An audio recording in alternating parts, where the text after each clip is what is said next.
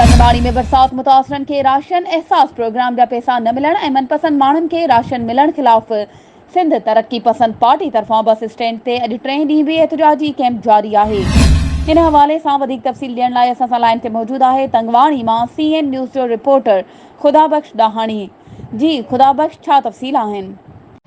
जी नाज़रीन, बिल्कुल मां वटि ॿुधाईंदो हलां। तंगवाणी बरसात मुतासिरन के राशन एहसास प्रोग्राम जा पैसा न मिलण ऐं मनपसंद माण्हुनि के राशन मिलण खिलाफ़ सिंध तरक्की पसंद पार्टी तंगवाणी तरफ़ां तालकाई सदर गुलाम हुसैन ॾाहाणी, इमाम बख्श बालकाणी, असगर ॾाहाणी ऐं ॿियनि मुख़्तियारकार आसिफ बंगवार ऐं DC कश्मीर मुनवर मिठियाणी खिलाफ़ बस स्टैंड ते अॼु 3 ॾींहं बि एहतजाजी कैंप जारी।